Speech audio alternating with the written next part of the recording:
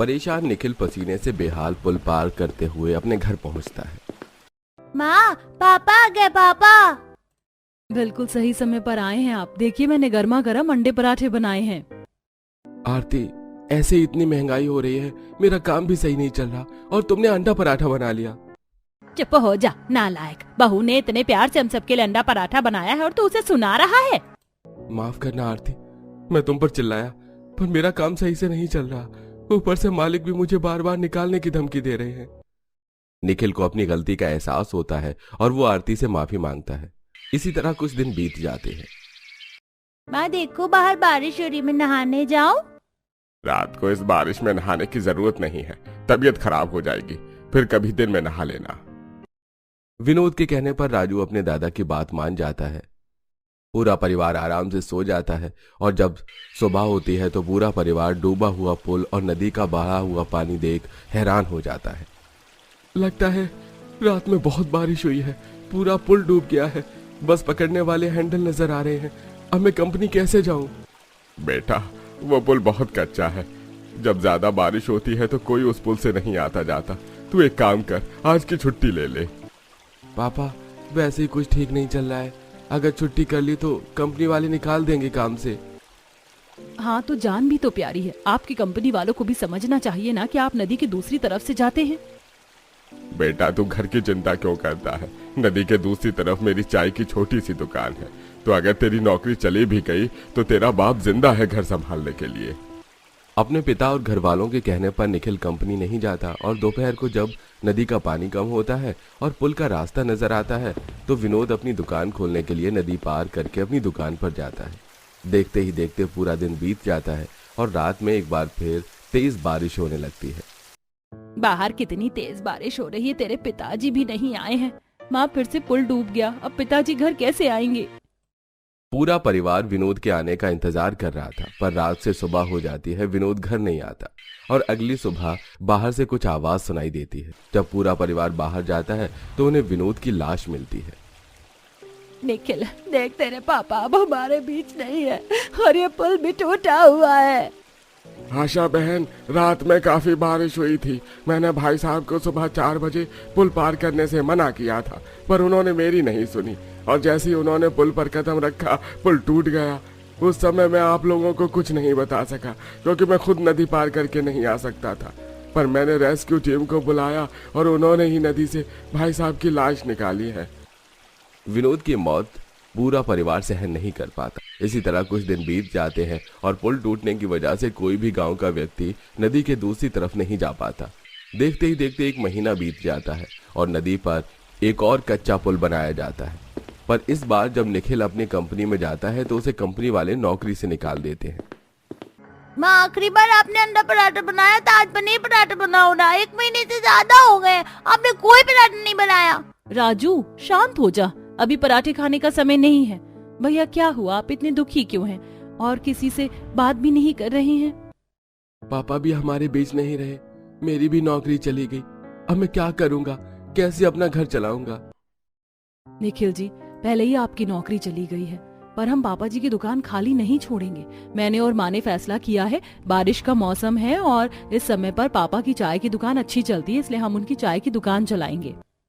निखिल की नौकरी जाने के बाद निखिल आरती और अपनी मां के इस फैसले के खिलाफ नहीं जाता और अगले दिन दोनों सास बहू डरते हुए कच्चा पुल पार करके नदी की दूसरी तरफ जाते हैं और चाय की दुकान खोलते हैं। दुकान खोलते ही कुछ ग्राहक उनके पास आकर खड़े हो जाते हैं और तभी बारिश शुरू हो जाती है। आप अंदर आ जाइए, बाहर तेज बारिश हो रही है। हाँ बेटा, क्यों नहीं। वैसे पवन साहब, जब से विनोद भाई साहब गए हैं उनकी चाय बहुत याद आती है। वो कह रहे थे कि बहुत जल्द चाय के साथ पराठे भी बेचेंगे। अगर इस गर्मा गर्म चाय के साथ इस बारिश में पराठे मिल जाते तो मजा ही आ जाता। हाँ भाई साहब, तुम बोल तो सही रहे हो, पर अब कर भी क्या सकते हैं। दोबारा से चाय की दुकान खुल गई, वही बड़ी बात है। और पराठा लेने के लिए इस बारिश में भीगते हुए कौन इतनी दूर जाए, खाली चाय पीकर ही काम चलाना पड़ेगा। ग्राहकों की बात सुनकर आरती और शांति के दिमाग में एक आइडिया आता है और दोनों सास बहू शाम को अपनी दुकान बंद करके घर आती हैं और दोनों सास बहू निखिल से कहती हैं, निखिल बेटा, हमने सोच लिया कि हम तुम्हारे पापा की चाय की दुकान में चाय के साथ अब पराठे भी बेचेंगे। अंडा पराठा, मटर पराठा, आलू पराठा। बारिश में अच्छी कमाई होगी। माँ, आप और आरती मेरे लिए एक नई मुसीबत क्यों खड़ी कर देती हैं? बार बार बारिश का मौसम शुरू हो चुका है, नदी पार करके दूसरी तरफ जाना मुश्किल है। ऊपर से मेरा काम छूट गया, कहां से लाऊंगा मैं इतने पैसे कि आप चाय के साथ पराठे भी बेच सके? अंडा, मटर, आलू और सबसे महंगी चीज पनीर, इनके लिए पैसे होने चाहिए। भैया शांत हो जाइए, सब ठीक हो जाएगा। नाराज निखिल बिना खाए सो जाता है, पर दोनों सास बहू निखिल की एक नहीं सुनती और अगले दिन सेविंग के पैसे लेकर दुकान जाते हुए नदी के दूसरी तरफ से कुछ अंडे, आलू, आटा और जरूरत की कुछ चीजें लेकर दुकान पहुंचती हैं। और आरती अपने हाथों से एक मेन्यू चार्ट बनाती है जिस पर उसने हर तरह का पराठा और उसका रेट लिखा था। अब शांति चाय बनाती है और आरती आलू पराठा तैयार करती है। अब कुछ लोग चाय पीने आते हैं और कुछ पराठे की खुशबू से वहां जमा हो जाते हैं। अरे खुशबू तो बहुत अच्छी आ रही है, किस चीज का पराठा है? अभी तो आलू का पराठा बन रहा है, वैसे हमारे यहाँ अंडा पराठा और भी तरह का पराठा है। आरती अपने ग्राहकों से बात कर ही रही होती है कि तभी तेज बारिश होने लगती है और वहां कुछ कॉलेज के लड़के भी आकर खड़े हो जाते हैं। अरे खुशबू तो बहुत अच्छी आ रही है आंटी। हाँ, आप हम 3 दोस्त के लिए एक एक प्लेट अंडा पराठा और एक एक कप चाय लगा दो। इस बारिश में आज अंडा पराठा और चाय पीकर मजा आ जाएगा। हाँ बेटा, बस 10 मिनट रुको और यहीं बैठ जाओ, मैं अभी आप लोगों का चाय पराठा लगाती हूँ। बाहर झमाझम बारिश हो रही होती है और अंदर शांति आरती के साथ चाय और अंडा पराठा बनाकर अपने ग्राहकों को देती है। इसी तरह कुछ दिन बीत जाते हैं और एक दिन मैं और माँ जी ने आपको बताया नहीं, पर हमारे पास जो पैसे रखे थे हमने उन पैसे से पराठे बनाने का सामान खरीद लिया था। और देखिए आज हमारी कमाई कितनी अच्छी हो रही है। हमारा अंडा पराठा, आलू पराठे सब बिक रहे हैं और अब तो लोग पनीर पराठे की भी डिमांड कर रहे हैं, क्योंकि अब हमारी कमाई सही हो रही है। और कुछ दिनों से राजू भी अंडा पराठे की जिद कर रहा था, इसलिए आज मैंने घर में अंडा पराठा बनाए हैं।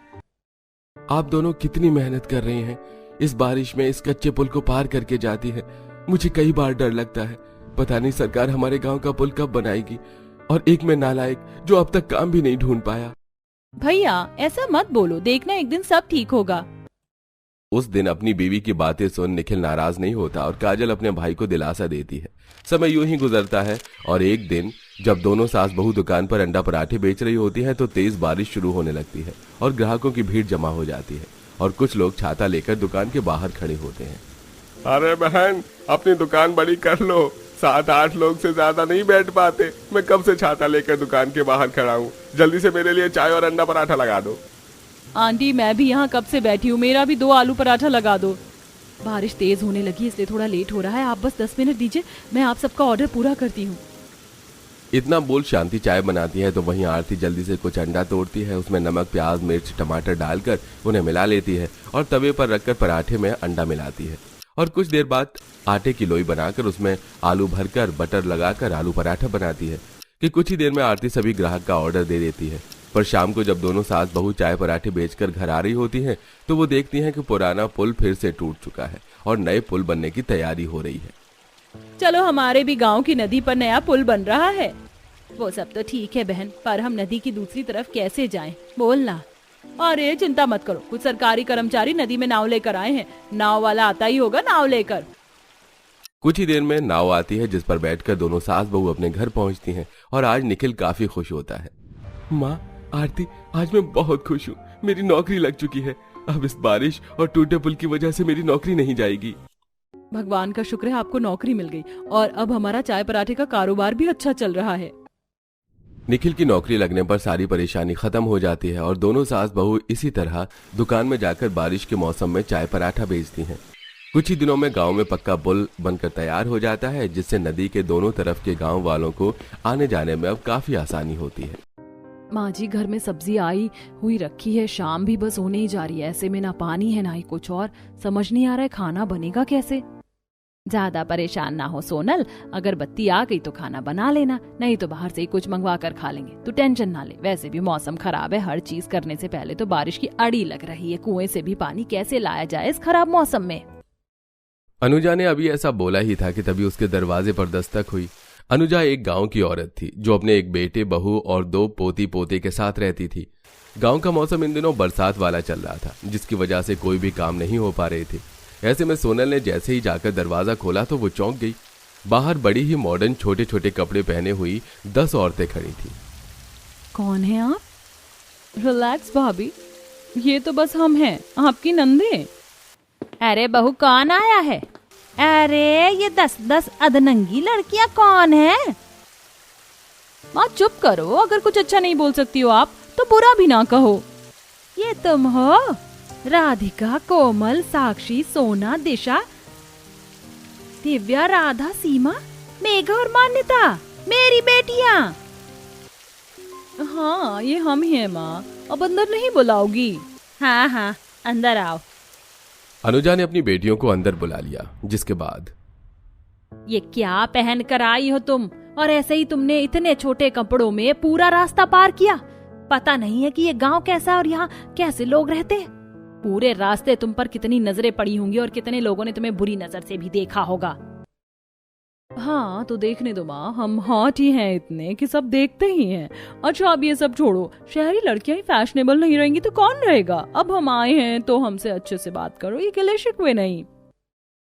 हाँ माँ जी, आप भी ना बेवजह ही गुस्सा हो रही हो। शहरी लोगों का तो पहनावा ही ऐसा होता है। ननद जी आप बैठ जाइए। अरे वाह, हमारे को भी तो बुआ आई है। बुआ, मैं बहुत खुश हूँ। बच्चों तुम्हारी आवाज कितनी इरिटेटिंग है, ऐसे मत बोलो। और भाभी अब तक आप खड़ी क्या हो? देखो तो कितना अच्छा मौसम है। हम तीनों का तो चाय के साथ में पकौड़े खाने का मन हो रहा है। हमारे लिए चाय और पकौड़े लाओ ना। दिशा ने ऐसे ही सोनल को ऑर्डर दे दिया। सोनल अपनी नंदों से मना भी नहीं कर पाई और न चाहते हुए भी उसकी अपनी नंदों के लिए रसोई में चाय पकौड़े बनाने को जाना पड़ा। ये क्या बात हुई? यहाँ मेरा खाना बनने से रुक रहा है क्योंकि पानी नहीं है और मेरी नंदों ने ऐसे आकर मुझे ऑर्डर दे दिया जैसे कि मैं कितनी फ्री बैठी हूँ। खैर मुझे ऐसे गुस्सा नहीं करना चाहिए, है तो आखिर वो सभी मेरी ही नंद। सोनल ने खुद के मन को ऐसे ही समझा लिया, जिसके बाद वो अपनी नंदों की फरमाइश पूरी करने को पड़ोस से पानी लाई और तब उसने उन्हें चाय और पकौड़े बनाकर दिए। लीजिए आपकी कड़क चाय और साथ में खस्ता खस्ता पकौड़े। लगता है कि बारिश तेज होगी। बारिश दोबारा से तेज होने वाली है। अरे वाह बहनों, देखो तो हमारे गांव के गड्ढे तो स्विमिंग पूल बन गए। चलो इनमें बारिश का मजा लेने चलते हैं। अरे नहीं नहीं रुक जाइए, ऐसे बाहर नहाने मत। सोनल ने अपनी ननदों को काफी आवाज लगाई और उन्हें रोकना भी चाहा, लेकिन वो नहीं रुकी। उन्होंने अपने छोटे छोटे कपड़े पहने और वो बारिश में बाहर पानी के गड्ढों में छप छप करने को निकल गई। उनके बाहर जाते ही गांव के सभी लोग उन्हें घूर घूर कर देखने लगे। बहू देख रही है इन घोड़ियों को कैसे बाहर जाकर चिबिल रही हैं। अभी जाकर बताती हूँ इन बेशर्मों को। माँ जी रुक जाइए, इतना गुस्सा ना कीजिए। लड़कियां ही तो हैं, और अगर लड़कियां ही ऐसे मस्ती नहीं करेंगी तो कौन करेगा? माँ, बुआ जैसे पानी में चिप चिप कर रही है, मैं भी कर सकती हूँ क्या? नहीं, बुआ बुआ है, वो शहर की रहने वाली है और तुम हो। मैंने जो सिखाया और बताया है तुम बस उतना करो। बच्चों जाओ जाकर पढ़ाई करो। 10 नंदों का भाभी के बच्चों पर भी बुरा इफेक्ट पड़ रहा था। सोनल ने बच्चों को तो डांट कर उनके कमरे में भेज दिया, लेकिन अपनी नंदों की यह हरकत उसे अच्छी नहीं लग रही थी। वो उन्हें खिड़की से घर में आने के इशारे करने लगी तो वहीं दूसरी तरफ, देखो मेरा एक ऐसे फोटो लो। ओहो परम सुंदरी, क्या पोज दिया है। इजाजत हो तो हम भी एक तस्वीर खींच ले। एक लगाऊंगी ना कान पर तो अक्ल आ जाएगी। जा दफा हो यहाँ से लफंगे। 10 नंद पर ऐसे ही लोग बुरी नजर डाल रहे थे, लेकिन वो थी कि अपनी हरकतों से बाजी नहीं आ रही थी। जब तक बारिश आई तब तक उन्होंने यही नाटक किया और बारिश के रुकने पर वो घर में आई। आ गई तुम घर में? अभी भी क्यों आई हो? और मेरी इज्जत का फालूदा बनाकर घर में आती? अरे माँ जी कोई नहीं, कभी कभी बचपना सभी को उखड़ता है। आप जाने दो ना, क्यों डांट रही हो? आगे से ननद जी ऐसा कुछ नहीं करेंगी। अरे लगता है कि आपके भैया आ गए, मैं जाकर देखती हूँ। सोनल ने जाकर दरवाजा खोला तो उसका पति ही वहां था। जैसे ही अभिषेक अंदर आया तो वो अपनी 10 की 10 बहनों को घर आया देख चौंक गया। अरे तुम सभी यहाँ हो, कैसे आना हुआ? क्यों, हम आ नहीं सकते हैं क्या? अरे मैंने ऐसा कब कहा। अच्छा तो अब आप सभी भी यहाँ हो तो बताओ कि शाम को क्या खाना है? मुझे तो छोले भटूरे खाने हैं। और मैं खाऊंगी बिरयानी। मैं खाऊंगी आलू के पराठे। सारी बहनों ने ऐसे ही अपनी अपनी फरमाइशें रख दी, जिसके बाद अभिषेक उन्हें सुनकर परेशान हो गया और सोनल से बोला, सोनल अब मैं क्या करूं? इन लोगों ने तो इतनी चीजें बता दी हैं और मेरे पास तो उन्हें लाने के पैसे भी नहीं हैं। आप भी ना अपने पांव पर खुद ही कुल्हाड़ी मारते हो। क्या जरूरत थी पूछने की? आप चिंता मत करो, मैं आपकी बहनों के लिए घर में छोले भटूरे बना दूंगी। सोनल ने सारी प्रॉब्लम सॉल्व कर दी। बस फिर क्या था, उसने घर में ही अपने नंदों के लिए छोले भटूरे बनाए, जिसके बाद उसने उन्हें वो खाना खिलवाया और फिर सभी नीचे घर में ही सो गए। ऐसे ही अगले दिन फिर से बारिश हुई। हर बार सोनल अपनी नंदों को बचा रही थी, लेकिन इस बार भी बारिश होते ही 10 नंद छोटी छोटी मॉडर्न ड्रेसेस पहनकर बारिश में नहाने चली गई और बेशर्मी से गाने वगैरह गा गा कर वो नाचने लगी। सोनल बहन, तुम्हारी 10 ननद ऊपर कितनी बेशर्मी बिखेर रही हैं। हम सभी के मर्द ऊपर ही हैं, उन्हें नीचे बुला लो। जी मैं बुलाती हूँ। सोनल की नंदों की शिकायत भी अब आने लगी थी। पड़ोसन से बात करके सोनल ऊपर अपनी नंदों को बुलाने को गई तो उनकी बेशर्मी को देखकर वो चौंक गई। एक नंद रेलिंग पर लटकी हुई थी तो दूसरी बुरी तरह से नाच रही थी। ऐसे में आसपास से सभी उन्हें देख रहे थे। सुनिए कोमल, सुनो। यस भाभी, आओ, लेट्स जॉइन अस। इतनी बेशर्मी अच्छी नहीं है ननद जी, रुक जाओ। यहाँ गांव से शिकायतें आ रही हैं, नीचे चलो। सोनल ने काफी अपने नंदों को समझाया, लेकिन उन्हें बात समझ ही नहीं आई और वो ऐसे ही बेशर्मी से ऊपर नहाती रही। ऐसे ही आज का भी दिन बीता। सोनल अपनी नंदों को काफी बर्दाश्त कर रही थी। ऐसे ही जब रात हुई 10 नंद अपना बोरिया बिस्तर लेकर छत पर जाने लगी। अभिषेक भी घर में ही था। अरे रुको, 10 की 10 कहाँ ऊपर जा रही हो? जब मैं घर में हूं तो तुम्हारा क्या काम ऊपर जाकर सोने का? नीचे ही रहो, मैं ऊपर सो जाऊंगा। नहीं भैया, हम ही ऊपर जाकर सोएंगे। अरे ऊपर पड़ोस के सारे आदमी अपनी अपनी छतों पर सोते हैं, छतें भी मिली हुई हैं, ऐसे में तुम ऊपर जाकर सोओगी? हाँ हम सो जाएंगे, हमें इससे कोई फर्क नहीं पड़ता। कोमल ऐसे बोलकर अपनी बहनों के साथ जा ही रही थी कि तभी सोनल ने उसका हाथ पकड़ लिया। रुको, तुमने खुद को समझा क्या हुआ है? हाँ, तुम कुछ भी करोगी और हम घर वाले बस देखते रह जाएंगे। कब तक, आखिर कब तक मैं आप सभी को इस बेशर्मी के ताने मिलने से बचाऊं? बोलिए, मेरे बच्चे आपकी इन बेशर्म हरकतों को देखकर क्या बोलेंगे? सोनल का सब्र अब टूट चुका था। वो ऐसे ही अपने नंदों को सुनाने लगी, जिसके बाद माँ देख रही हो इस सोनल की हिम्मत को? ये आपके सामने हमें ताने दे रही है और आप कुछ नहीं कर रही हो। मुझसे कोई उम्मीद ना रखना, मैं तुम्हारी इस बार कोई हमदर्दी नहीं बनूंगी, समझ आया? करती क्यों हो ऐसी हरकतें जो मेरी बहू अब कर रही है ना? मैं तो ये तुम्हारी पहली आवारा हरकत पर ही कर देती। और ये मत समझना कि हम सभी अनजान हैं तुम्हारी ससुराल की हरकतों से। ससुराल से भी तुम्हें इन्हीं हरकतों पर निकाला गया था ना, सब जानता हूं मैं, लेकिन अभी कुछ कह नहीं पाया तुम्हारी भाभी की वजह से। सभी ने 10 नंदों को बहुत ज्यादा सुनाया, जिसके बाद फिर उनकी नजरें शर्म के मारे उठ नहीं पाई। बस फिर क्या था, अगले ही दिन वो अपने ससुराल जाने को निकल गई। अब उन्होंने ये बेशर्मी की हरकतें भी छोड़ दी, क्योंकि उनकी वजह से ही वो न घर की रही थी न घाट की, और अब सब कुछ ठीक हो चुका था।